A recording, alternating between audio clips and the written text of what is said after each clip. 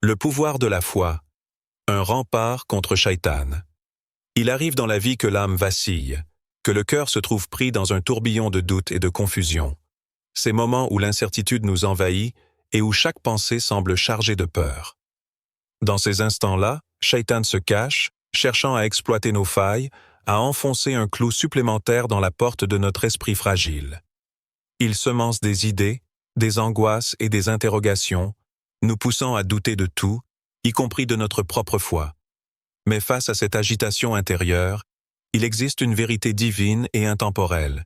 La foi sincère en Allah est une protection, un bouclier que personne ne peut briser. Allah, dans sa grande sagesse, nous a laissé des versets du Coran comme des armes spirituelles contre les tentations et les pièges tendus par Shaitan. Ces versets ne sont pas simplement des mots placés sur du papier. Ce sont des promesses divines qui, lorsqu'elles sont comprises et vécues pleinement, deviennent des forteresses inexpugnables autour de notre cœur et de notre esprit. Ces paroles, profondément ancrées dans la vérité divine, ont le pouvoir d'éloigner les ténèbres, de dissiper les doutes et d'apporter la lumière. Le verset de la sourate Al-Baqarah nous rappelle que la foi véritable n'est pas seulement un acte intellectuel, mais une soumission totale à la volonté divine. Lorsqu'on accepte cette vérité et que l'on place notre confiance en Allah, la lumière pénètre alors notre cœur et repousse toute influence maléfique. Shaitan n'a plus de prise sur nous, car il sait qu'il ne peut troubler un cœur profondément ancré dans la foi. Verset à méditer. Allah est le protecteur de ceux qui ont cru. Il les fait sortir des ténèbres vers la lumière. Coran 2.2.557. L'histoire de cet homme qui se sentit accablé par des pensées négatives nous montre la véritable puissance de ce verset. Il vivait dans un tourbillon mental où chaque pensée semblait un fardeau. Il se sentait perdu dans ses décisions, constamment traversé par des inquiétudes, des doutes, des angoisses. Mais le jour où il chercha refuge dans la prière, récitant ce verset avec sincérité, quelque chose de magique se produisit. Un calme profond envahit son âme, et il ressentit la lumière divine qui pénétrait son cœur. Ce n'étaient plus seulement des mots, c'était la vérité vivante de sa foi qui agissait. Il réalisa alors que sa foi était cette lumière, un phare puissant qui avait dissipé les ténèbres dans son esprit. Il comprit que chaque moment de doute, chaque pensée négative était une invitation à revenir à cette foi pure, à se remettre sous la protection divine d'Allah. Question à méditer. Face à l'agitation intérieure qui peut parfois envahir ton esprit, as-tu cette certitude que ta foi est un rempart puissant contre les ténèbres? Comment peux-tu nourrir cette foi chaque jour pour repousser l'influence de Shaitan? Quelle place donnes-tu à Allah dans tes moments de doute et de confusion?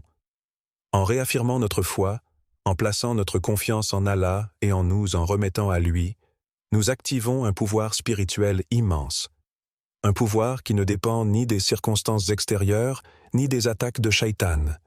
Ce pouvoir vient de la lumière divine, qui est inaltérable et intemporelle. La puissance de la remémoration, le dhikr, comme protection divine. Il y a des moments où l'âme, épuisée par les défis et les tumultes de la vie, cherche un moyen de se ressourcer, de retrouver la paix. Dans ces moments de crise intérieure, de confusion ou de désespoir, il existe un remède spirituel simple, mais extrêmement puissant, le dhikr, la répétition du nom d'Allah. Ce geste apparemment simple possède une force divine qui transcende tout ce que l'on peut imaginer.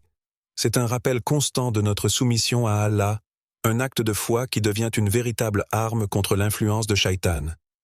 Le prophète Muhammad, paix soit sur lui, a enseigné que l'invocation d'Allah est un bouclier contre les mauvaises pensées, les doutes et les influences malveillantes. Chaque mot prononcé dans le dhikr est une protection divine.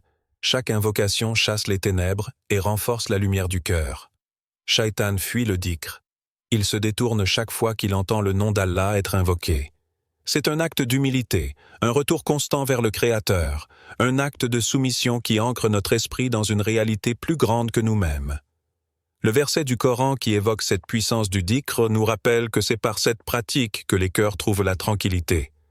Ce n'est pas seulement une série de mots que nous prononçons, c'est un acte sacré qui purifie l'âme, qui rend l'esprit ferme et inébranlable face aux tempêtes intérieures.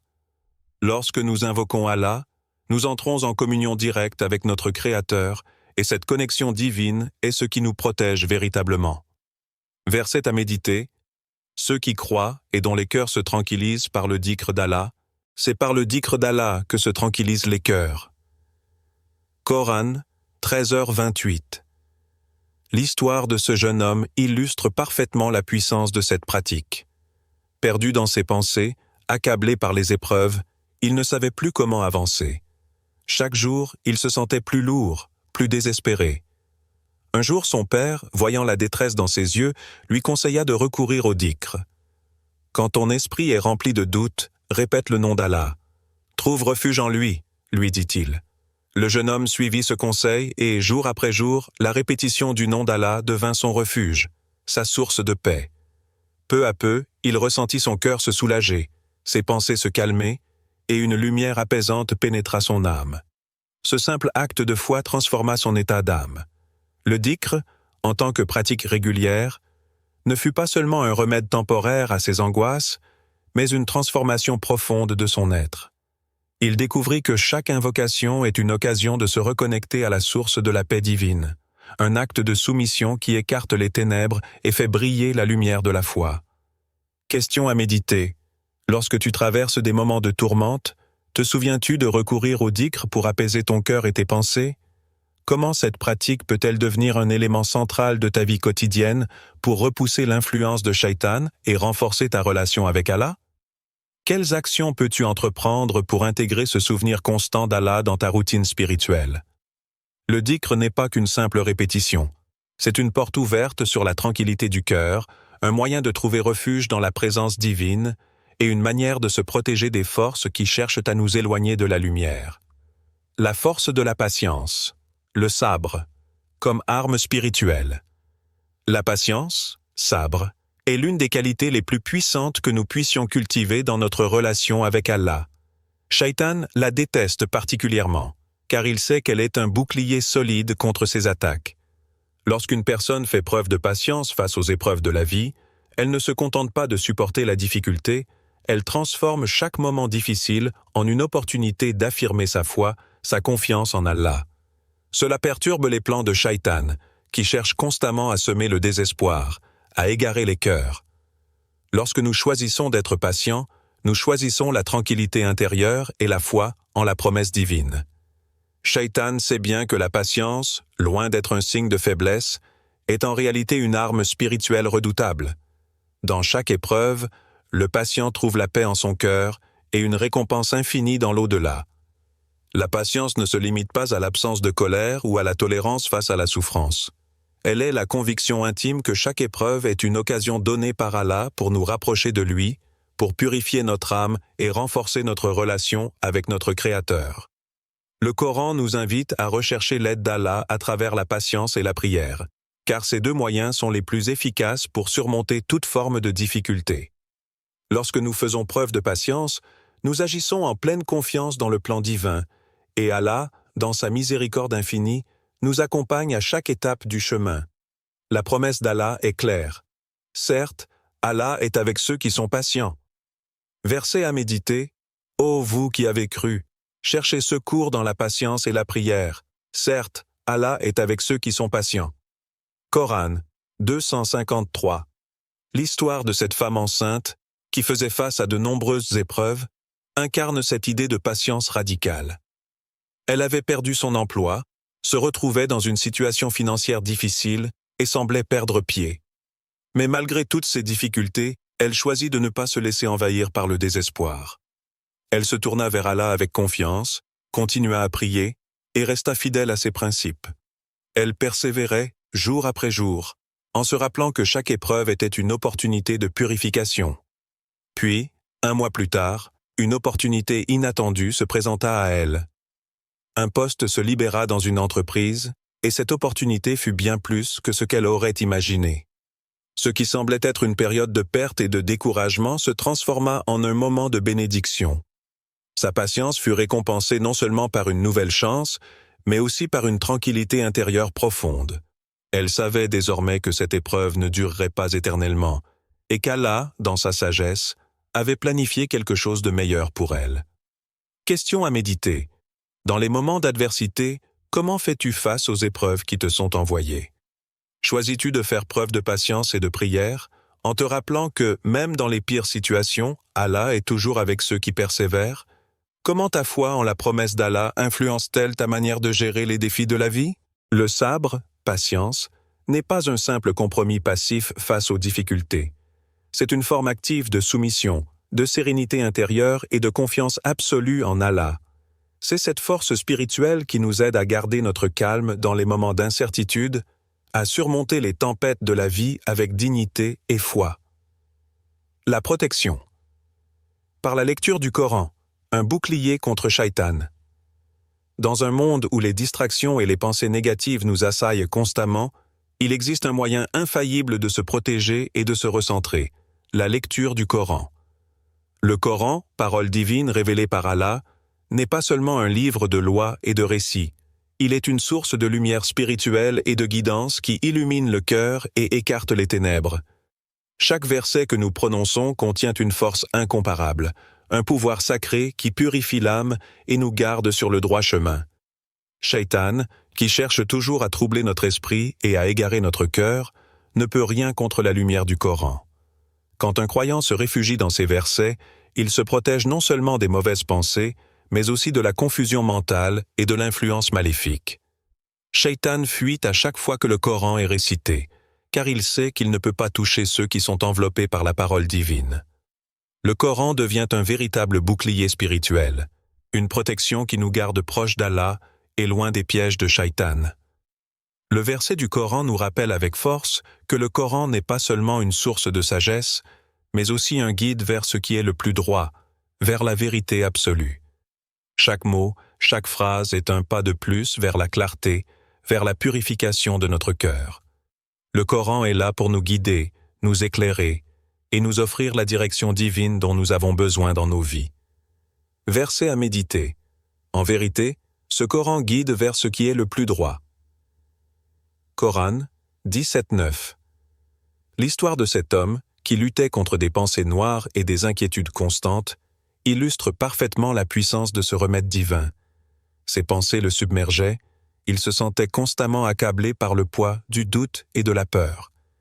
Il décida alors de consacrer chaque jour un moment à la lecture du Coran. Peu à peu, au fur et à mesure qu'il plongeait dans les versets d'Allah, il sentit une lumière grandissante remplir son cœur. Les ténèbres qui l'avaient envahi se dissipèrent lentement, et il comprit que le Coran était bien plus qu'une simple lecture. C'était une véritable arme spirituelle qui lui permettait de repousser l'ombre de Shaitan. À travers la lecture, il trouva la paix intérieure qu'il avait longtemps cherchée. Ce n'est pas la lecture du Coran qui se limite à un simple acte rituel. C'est une véritable immersion dans une lumière qui éclaire chaque aspect de notre vie. En récitant ces versets avec sincérité, nous recevons une guidance divine qui protège notre esprit et notre âme, nous éloignant des influences négatives et des pensées malveillantes. Le Coran devient alors une arme qui nous protège de l'attaque de Shaitan, un rempart contre ses tentatives d'égarement. Question à méditer. As-tu déjà ressenti la puissance du Coran dans ta vie? Comment la lecture régulière du Coran te protège-t-elle des tentations de Shaitan et des pensées négatives? Quelle place occupe-t-il dans ton quotidien? Et comment peux-tu renforcer ce lien spirituel en faisant du Coran ton rempart et ta lumière dans les moments de doute et de confusion? Le Coran est une source inépuisable de lumière, et chaque récitation renforce notre relation avec Allah, nous guidant vers une vie plus saine, plus équilibrée et plus éclairée. L'invocation protectrice, le pouvoir des duas. Les duas, les supplications que nous adressons à Allah, sont des actes puissants qui renforcent notre protection spirituelle et nous rapprochent de notre Créateur.